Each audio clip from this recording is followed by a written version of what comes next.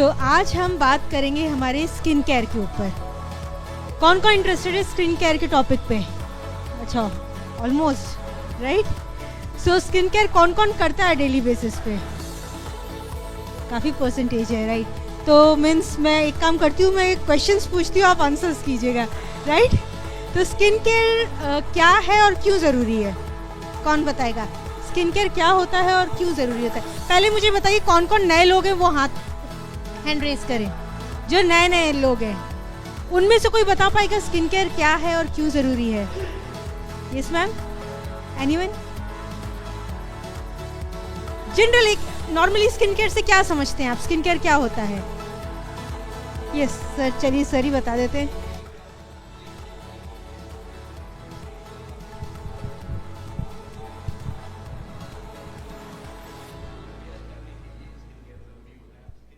Okay,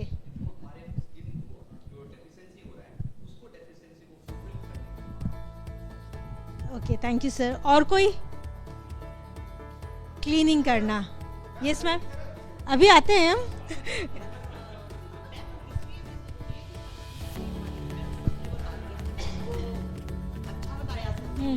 मतलब आपको outer appearance and confidence के लिए, right? Okay, okay, very good point. और यस,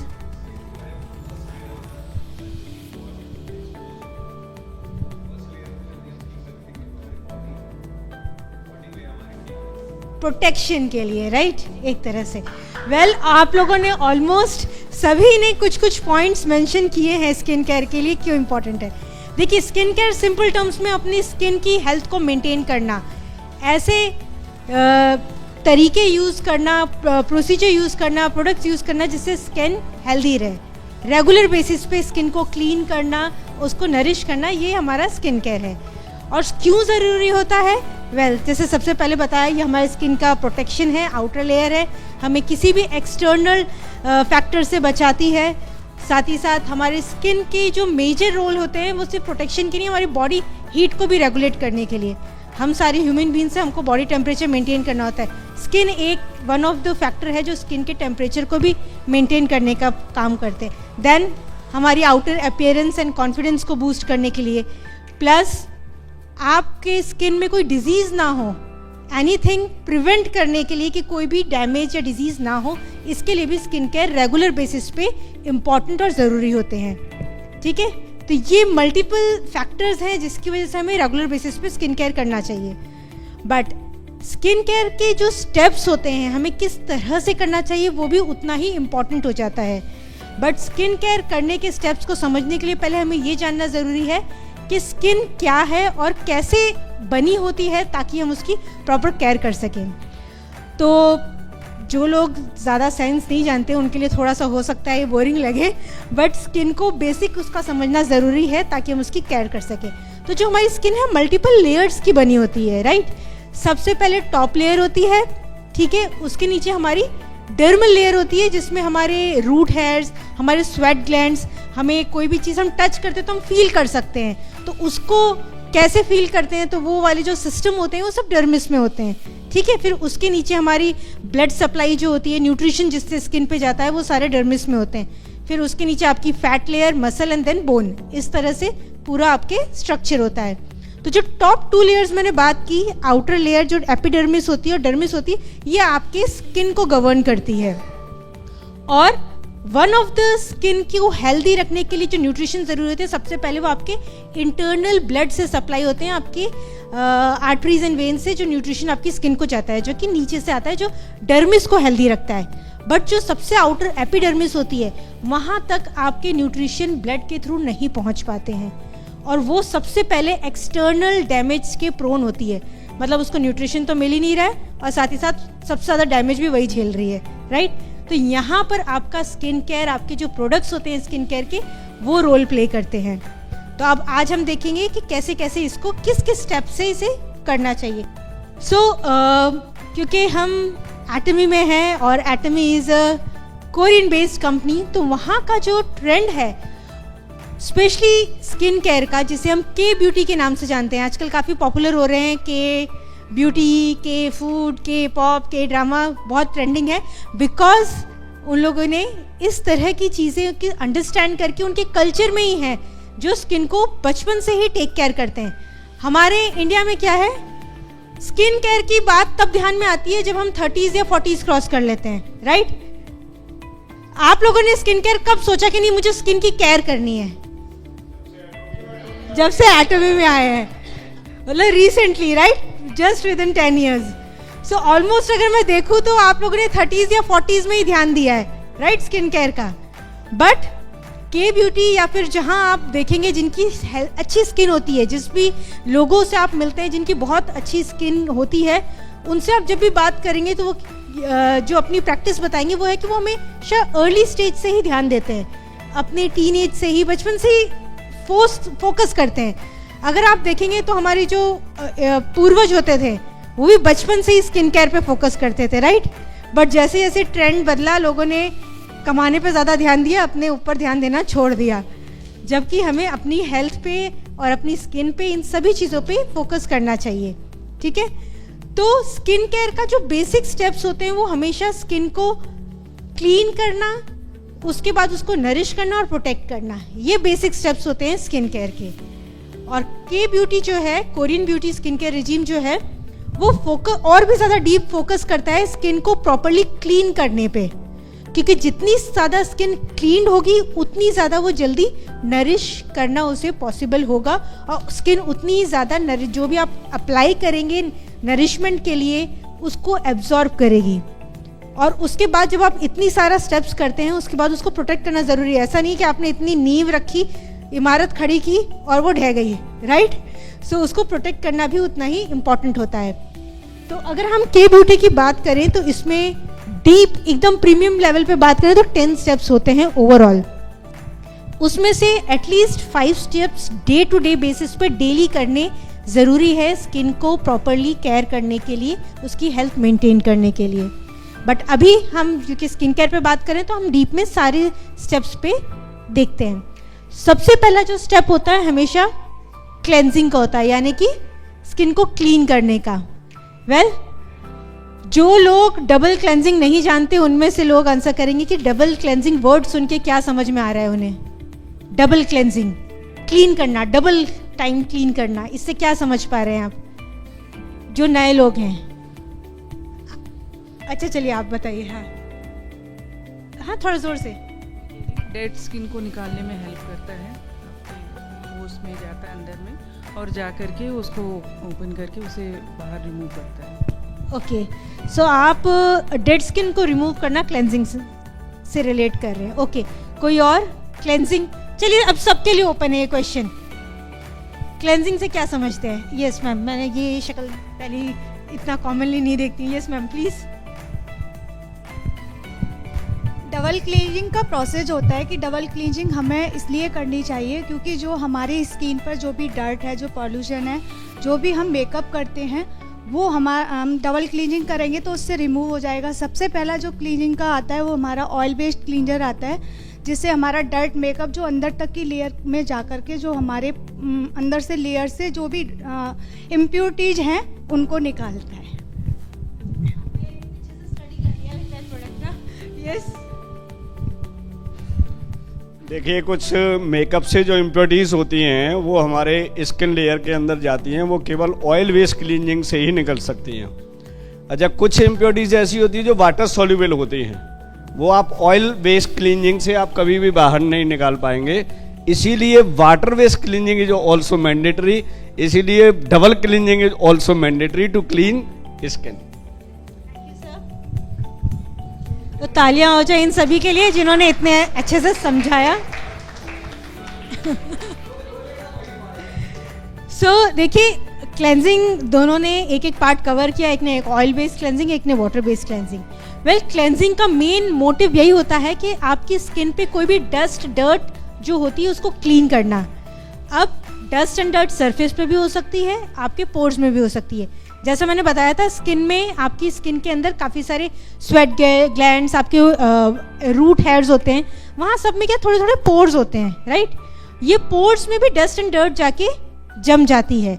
इवन जो आपकी स्किन है वो काफ़ी सारी ऑयल्स भी प्रोड्यूस करती है, जिसे सीबम बोलते हैं, राइट, और पसीना भी आता है हमें। तो ये मल्टीपल चीज़ें हैं जो कि सीक्रेट होती हैं, जो पोर्स में जाके उसे क्लॉग करने का काम कर सकती हैं। तो इसीलिए आपके सिर्फ सरफेस क्लेंजिंग नहीं, आपके पोर्स को भी डीप क्लेंजिंग की ज़रूरत होती है। और जो पोर्स को क्लीन करने का काम है वो हमेशा ऑयल बेस्ड क्लेंजिंग के थ्रू किया जाता है। वाई? बिकॉज सभी पोर्स आपके ऑयल एंड स्वेट प्रोड्यूस करते हैं जो कि वहाँ जाके क्लॉग होते हैं। और ऑयल बेस्ड क्लेंजिंग जो होती है दैट इज़, आपने देखा होगा कोई भी किसी चीज़, लोहे को लोहा काटता है, राइट, वैसे ही जो ऑयल प्रोड्यूस होता है उसको ऑयल ही सही से डिसॉल्व करके निकालने का काम करता है। सो इसीलिए ऑयल का सबसे ऑयल बेस्ड क्लेंजिंग जो होती है उसका मेन काम ये होता है कि आपके पोर्स को डीपली क्लीन करे। वहीं पर हमारे मेकअप का भी काम आता है, क्योंकि मेकअप भी पोर्स में जाके सेटल हो जाते हैं। और उसके अलावा जो आपकी डेड स्किन होती है, हमारी स्किन की जो टॉप लेयर होती है वो हमेशा continuously time to time dead होती रहती है, झड़ती है, फिर नीचे से जो आती है फिर वो डेड होती है, ऐसे साइकिल चलती है। कोई मुझे बता सकता है कि स्किन की जो साइकिल होती है, नीचे न्यू स्किन बनेगी, फिर धीरे धीरे ऊपर आएगी, ऊपर जाके डेड होके झड़ेगी, ये कितना डेज की प्रोसेस होता है, कितने मंथ्स का प्रोसेस होता है? 21 days, 1 month, any more guesses? देखिए, ऑन एन एवरेज बोला जाता है 28 डेज की साइकिल होती है in normal, right, on an average 1 month, but ये वेरी कर सकती है 25 to 45 डेज, डिपेंडिंग आपकी हेल्थ कंडीशन कैसी है, आपकी एज क्या है, इन सभी चीज़ों पे डिपेंड करता है। ये पॉइंट मैं इसलिए लेके आई हूँ क्योंकि कोई प्रोडक्ट आपकी स्किन पे कितनी जल्दी एक्ट करेगा, कितने लंबे समय तक उसका इफेक्ट रहेगा, वो डिपेंड करता है आपकी स्किन की सेल टर्नओवर साइकिल बोलते हैं इसको, वो कितनी है उस पर डिपेंड करता है। ठीक है, so on an average 28 days माना जाता है, जो कि नॉर्मल यंगस्टर्स में सबसे ज़्यादा कॉमन है। जैसे जैसे हम एज करते हैं 50s या 60s, वो 45 डेज तक भी एनलार्ज हो जाती है, मतलब एक्सटेंड हो जाती है। और इवन ओल्डर एज में तो ये और भी लंबी हो सकती है।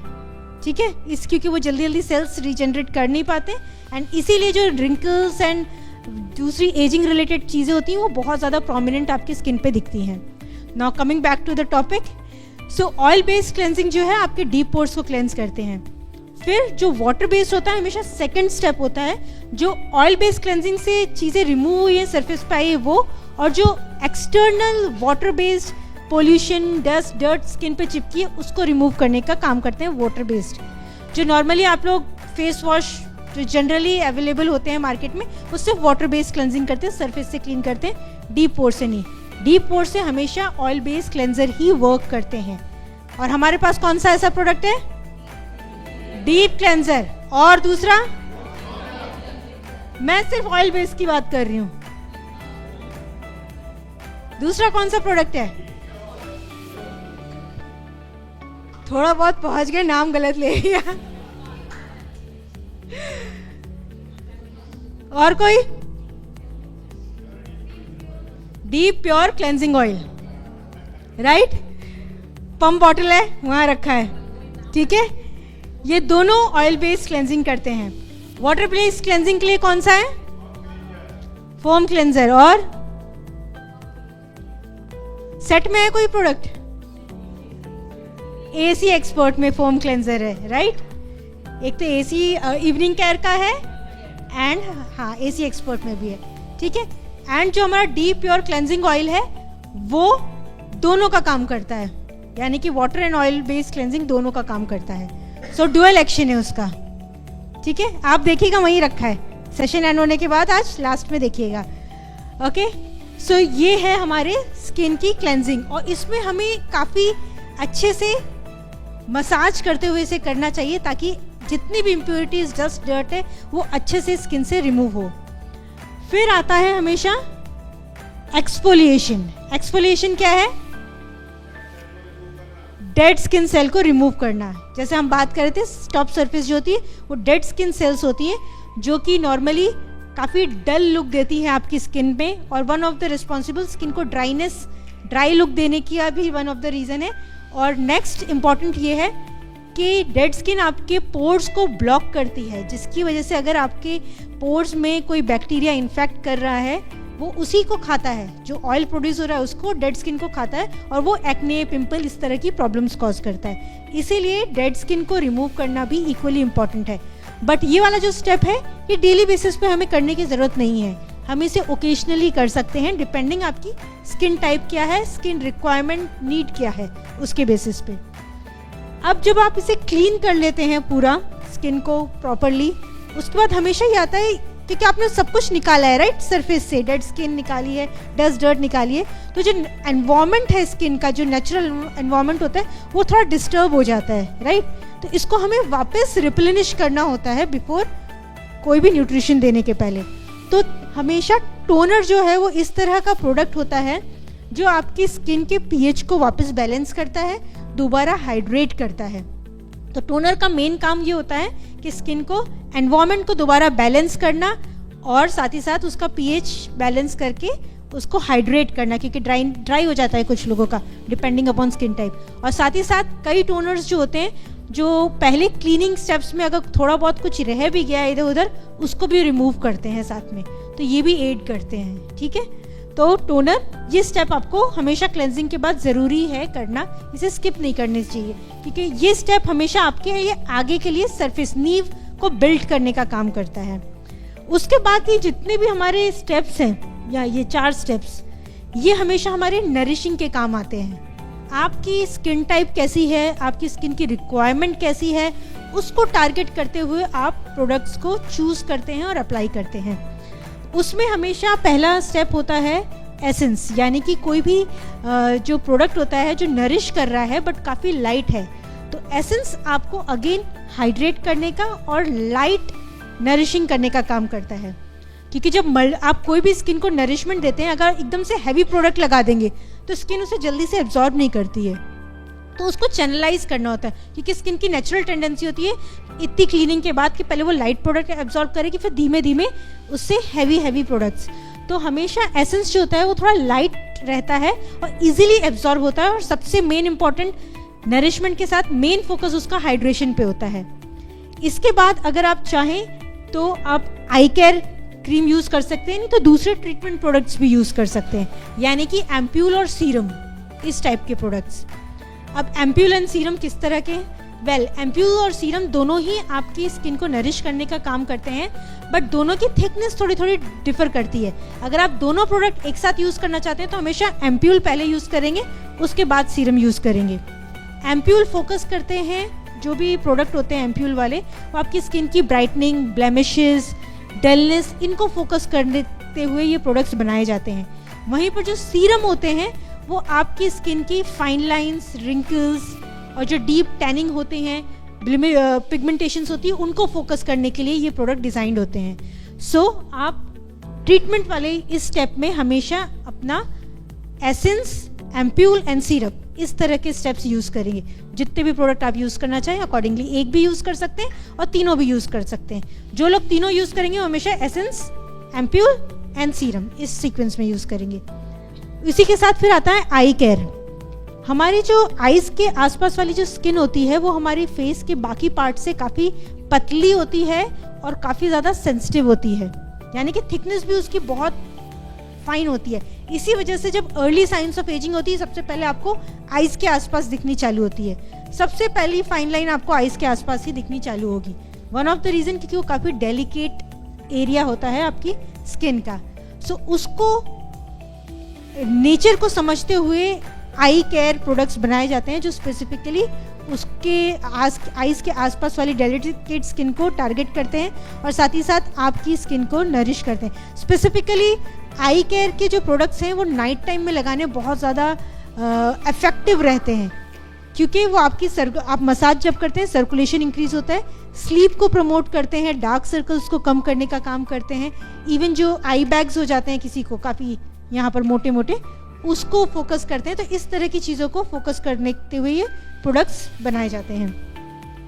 अब आपने ट्रीट तो कर दिया, राइट। इन सभी स्टेप्स में क्या होता है, आप कंटिन्यूस सर्कुलर मोशन यूज़ करते हैं, राइट। स्किन की सर्कुलेशन इंक्रीज होती है जिसकी वजह से स्किन थोड़ी हीट अप हो जाती है, राइट। तो हमेशा नेक्स्ट स्टेप आपका शीट मास्क होता है। इसके बाद क्योंकि शीट मास्क का जो मेन काम होता है वो स्किन को soothe and cool down and calm down करना होता है। और साथ ही साथ शीट मास्क प्लेन सिर्फ मॉइस्चराइजिंग के लिए भी हो सकते हैं और आजकल मल्टीपल आते हैं, लाइक ब्राइटनिंग के लिए, रिंकल्स के लिए, लिफ्टिंग के लिए। तो डिपेंडिंग अपॉन अगर आप चाहें तो जो आपको यूज़ करना है, टारगेट करना है, उसके अकॉर्डिंग शीट मास्क यूज़ कर सकते हैं। बट कई बार लोगों को ये होता है कि मेरे स्किन में तो कोई प्रॉब्लम नहीं है, तो मैं किस तरह का शीट मास्क यूज़ करूँ, क्वेश्चंस आते होंगे, राइट। सो जनरली अगर बात करूँ तो मॉइस्चराइजिंग एक ऐसा स्टेप है जो स्किन की हेल्थ के लिए बहुत ही इंपॉर्टेंट है। अगर आपको स्किन हेल्दी रखनी है तो उसे उतना ही ज़्यादा हाइड्रेटेड एंड मॉइस्चराइज रखना ज़रूरी है।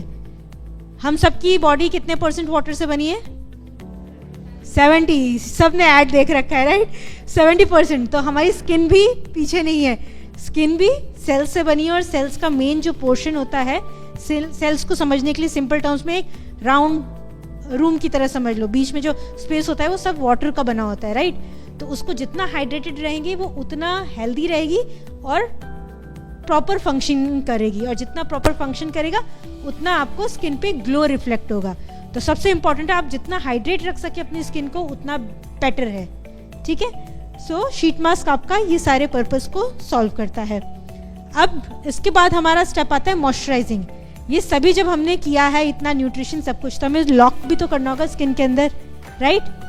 तो मॉइस्चराइजर्स जो होते हैं वो लोशन एंड क्रीम के फॉर्म में हो सकते हैं और इनका मेन काम होता है आपका ऑयल एंड वाटर बैलेंस को मेंटेन रखना, क्योंकि हमारी स्किन सिर्फ वाटर नहीं ऑयल से भी बनी है, राइट। जो हमारे सेल के आउटर पार्ट होता है, यानी कि दीवारें समझ लो आप रूम की, वो ईंटों से बनी है, वैसी हमारी जो सेल्स की आउटर लेयर है वो ऑयल से बनी है।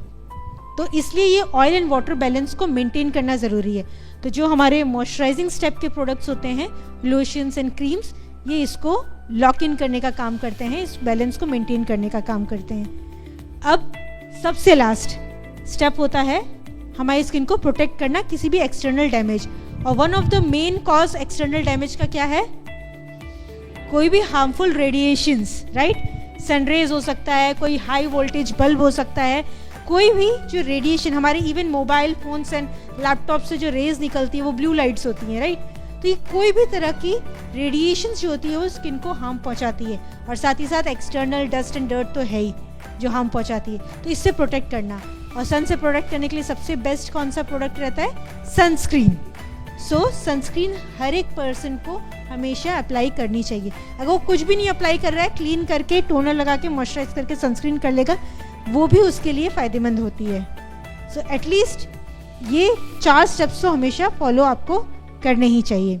और बाकी जो एक्सफोलिएशन वाला पार्ट है वो आप ऑन एंड ऑफ ओकेजनली कर सकते हैं। इवन शीट मास्क वाला भी लोग डेली नहीं कर पाते, वो भी on and off occasionally, but at least once in a week हर एक को करना चाहिए। बट स्किन टाइप के अकॉर्डिंग आप 2 twice अ वीक भी इसे कर सकते हैं, ठीक है। सो ये थे हमारे स्किन केयर के बेसिक्स, राइट। अब हम देखेंगे हमारे कौन कौन से प्रोडक्ट्स हैं और कहाँ कहाँ हम इसे यूज़ कर सकते हैं। सो स्किन केयर प्रोडक्ट्स तो सभी जानते हैं क्या क्या है, रिपीट करने की ज़रूरत है नहीं? तो चलिए हम आते हैं नेक्स्ट स्लाइड पे। इसे कैसे कैसे यूज़ करना है, कुछ लोगों ने ये स्लाइड देख रखी होगी बट कई लोगों के लिए नई होगी। सो हमेशा जो मेन स्टेप है cleansing step, exfoliation once in a week, then treatment step आता है जिसमें आपका toner, serum, essence ampoule serum and बाकी treatments, sheet mask, moisturising and nourishing, sun protection and then occasional refreshing. So अगर हम बात करते हैं किसी पर्टिकुलर, अगर किसी को फोकस करना है किसी चीज़ पे, तो प्रोडक्ट्स को कैसे कैसे यूज़ करना है। सबसे पहले किसी की कोई पर्टिकुलर रिक्वायरमेंट नहीं है, जनरल अगर वो अपनी स्किन केयर करना चाहते हैं तो हमेशा इवनिंग केयर सेट में जो डीप क्लेंजर फोम क्लेंजर है ये स्टेप आएगा। उसके बाद आपको स्किन को एक्सफोलिएट करने के लिए piling jail and peel of mask जो कि इवनिंग केयर का पार्ट है वो आता है। फिर उसके बाद आप डिफरेंट स्किन रिक्वायरमेंट के हिसाब से आप चूज़ कर सकते हैं, या तो फेम सेट या हाइड्रा ब्राइटनिंग सेट या फिर होमे all in one for and women, okay ठीक है, या फिर होमे भी आप यूज़ कर सकते हैं। देन डेली एक्सपोर्ट मास्क आपकी रिक्वायरमेंट के अकॉर्डिंग आप चूज़ कर सकते हैं। एंड ये जो सेट में आपके क्रीम एंड लोशन होते हैं वही इस स्टेप में यूज़ करते हैं आप। एंड आफ्टर दैट आप सनस्क्रीन लगाते हैं और बीच बीच में ओकेशनल आपको अगर रिफ्रेशमेंट की ज़रूरत है तो आप रोज रेन मिस्ट यूज़ कर सकते हैं, ठीक है।